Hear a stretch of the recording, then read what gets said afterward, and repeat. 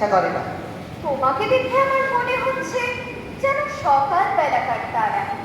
তোমার কি হয়েছে বলো তো? জানি না কি হয়েছে, কবিরাজ আমাকে বেরোতে বারণ করেছে। আহা, কবে বেরিও না। কবিরাজের কথা মেনে চলতে হয়, দুরন্তপনা করতে নেই, তাহলে লোকে দুষ্টু বলবে। বাইরের দিকে তাকিয়ে তোমার মন ছটফট করছে। আমি বরঞ্চ তোমার এই আটখানা দরজা বন্ধ করে দিই।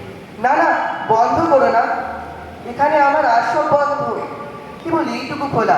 তুমি কে বলো না? আমি তো তোমাকে চিনি নে। আমি সুধা। সুধা?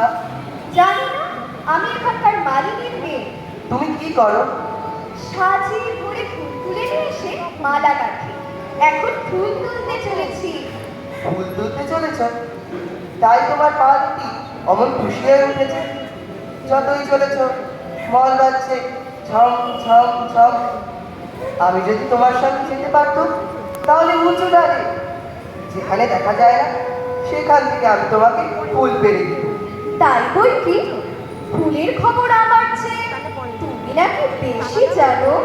জানি, আমি খুব জানি। আমি 7 ভাই চম্পার খবর জানি।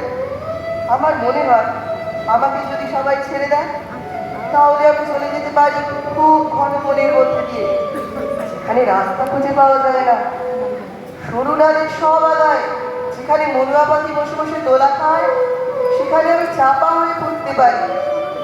তুমি আমার পারুল দিদি হবে। কি বুদ্ধি তোমার! পারুল দিদি আমি কি করে হব? আমি যে সুধা, আমি শশী মালিনীর মেয়ে। আমাকে রোজ এত এত মালা গাঁথতে হয়। আমি যদি তোমার মতো এখানে বসে থাকতে পারতুম তাহলে কেমন মজা হতো। তাহলে সমস্ত দিন কি করতে? আমার বেনে বউ পুতুল আছে, তার বিয়ে দিত। আমার খুশি মেনি আছে, তাকে নিয়ে যাই। বেলা বয়ে যাচ্ছে, দেরি হলে ফুল আর থাকবে না। আমার সঙ্গে আর একটু গল্প করো না, আমার খুব ভালো লাগছে। আচ্ছা বেশ, তুমি দুষ্টুমি করো না। লক্ষ্মী ছেলে হয়ে এইখানে স্থির হয়ে বসে থাকো। আমি ফুল তুলে ফেরবার পথে তোমার সঙ্গে গল্প করে যাব। আর আমাকে একটি ফুল দিয়ে যাবে? ফুল অমনি কেমন করে দেব? দাম দিতে হবে যে। আমি যখন বড় হব তখন তোমাকে দাম দেব।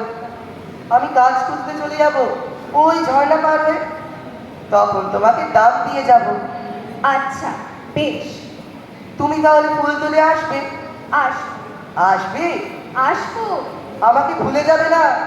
আমার নাম অমল, মনে থাকবে তোমার? না, ভুলবো না। দেখো, মনে থাকবে। তাড়াতাড়ি চল ভাই। হ্যাঁ, পাছাড়া পাছাড়া।